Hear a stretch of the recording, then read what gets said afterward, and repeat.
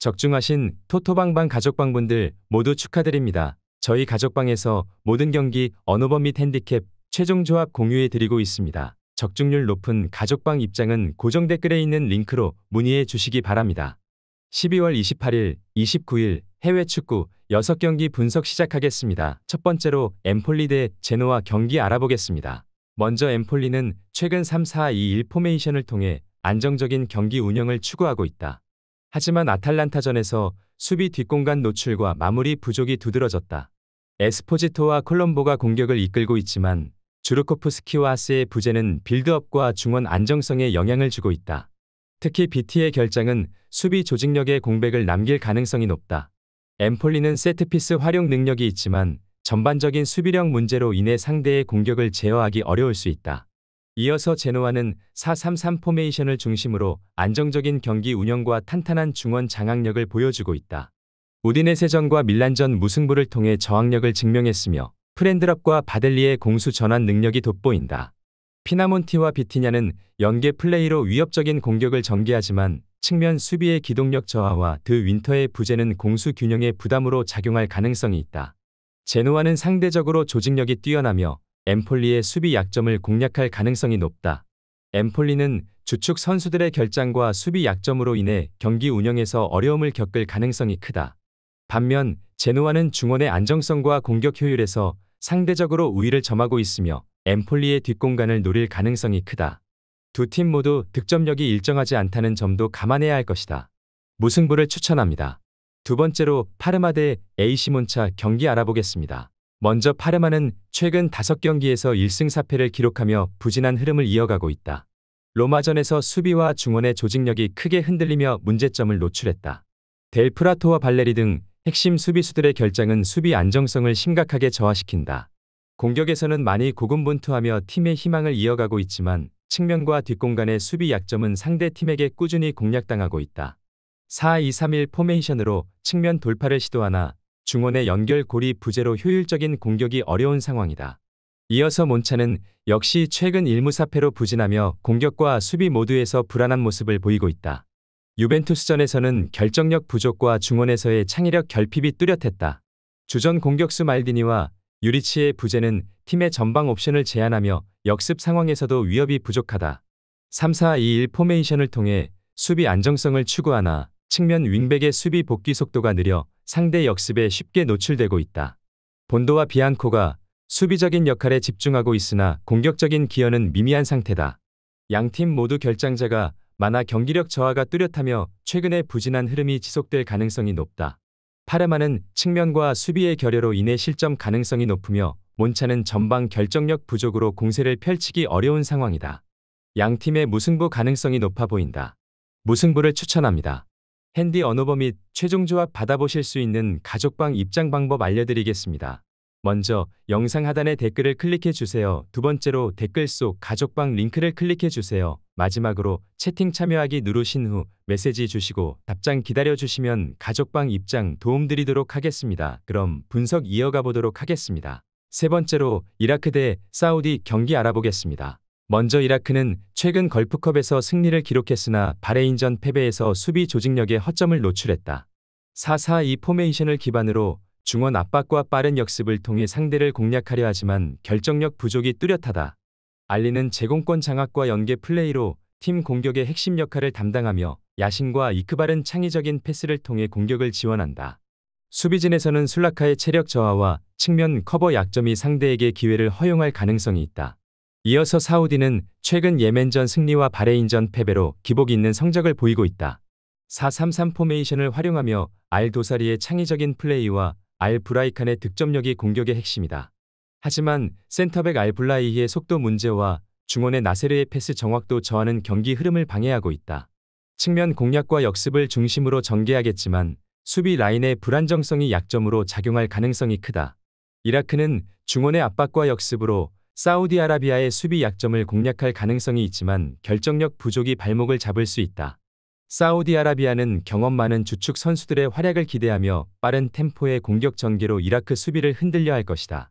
양팀 모두 수비 조직력에서 약점을 보이고 있어 치열한 공방전이 예상되지만 사우디가 승리를 가져갈 수 있을 것으로 보인다. 사우디아라비아 승리를 추천합니다. 네 번째로 바레인 대 예멘 경기 알아보겠습니다. 먼저 바레인은 최근 이라크전에서 승리를 거두며 조직적인 경기력을 선보였다. 4-2-3-1 포메이션을 활용하며 중원의 알아스와드가 창의적인 패스와 빠른 전환을 통해 공격을 이끌었다. 알후마이단의 템포 조절과 풀백들의 적극적인 오버래핑이 바레인의 주된 전략이다.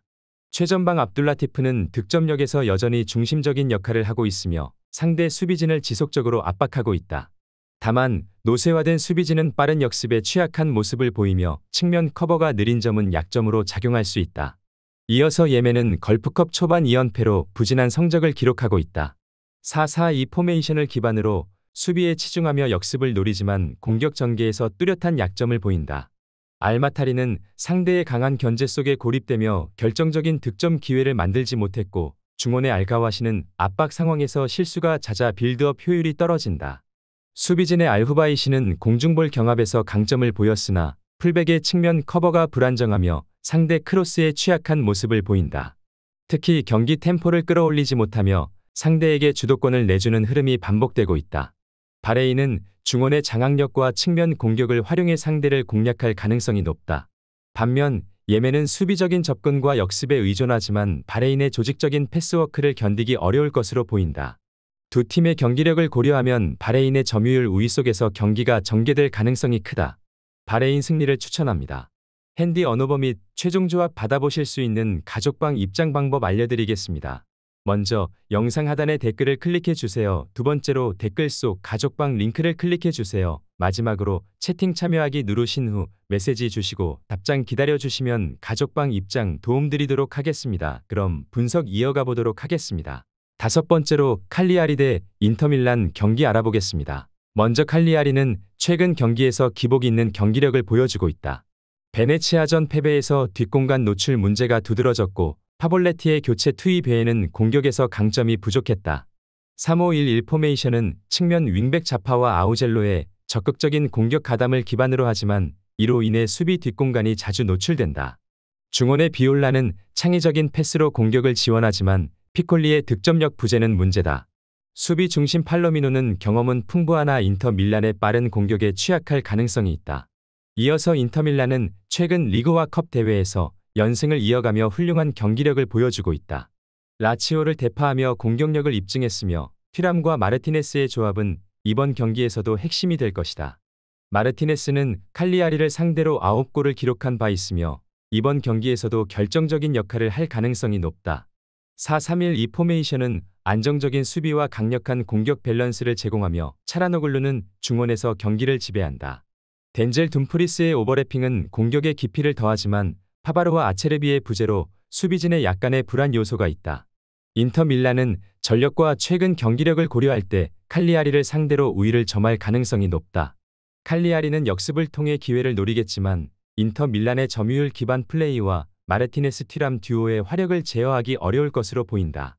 칼리아리의 수비 취약점을 감안할 때 인터밀란의 다득점 가능성이 높으며 경기의 주도권을 인터밀란이 잡을 것으로 예상된다. 인터밀란 승리를 추천합니다. 여섯 번째로 라치오 대 아탈란타 경기 알아보겠습니다. 먼저 라치오는 최근 5경기에서 4승 1패로 상승세를 타고 있다. 나폴리전 승리에서 수비 조직력과 역습 전술의 효율성을 입증했지만 인테르 밀란에게 대패를 당한 경기는 수비 취약점을 드러냈다. 레체전 승리로 분위기를 회복했으며 카스테야노스와 자카니의 조합이 공격의 핵심이다. 이삭센과 디아가 상대 수비를 흔들 중요한 역할을 맡고 있으며 중원과 공격 간 연결은 자카니가 담당한다. 그러나 주전 미드필더 베시노의 부재는 중원 압박 능력에 영향을 줄 수 있다. 이어서 아탈란타는 리그 10연승으로 절정의 폼을 유지 중이며 엠폴리전 승리로 연승 행진을 이어가고 있다. 데케텔라르와 루크만의 공격 조합이 뛰어난 화력을 자랑하며 더 룬의 복귀는 중원의 안정성과 빌드업을 강화한다. 3백 중심의 코스누는 피지컬을 앞세워 상대 공격을 차단하며 벨라노바와 루제리는 측면 공격 가담과 수비에서 중요한 역할을 한다. 그러나 스칼비니와 스카마카의 결장은 수비와 공격에서 약간의 공백을 초래할 수 있다. 라치오는 홈에서 탄탄한 수비와 날카로운 역습으로 맞설 것으로 예상된다.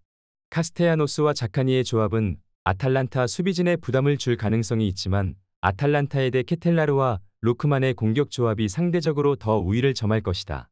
라치오의 홈 이점과 수비력을 감안하면 접전이 될 가능성도 열려 있다. 아탈란타 승리를 추천합니다.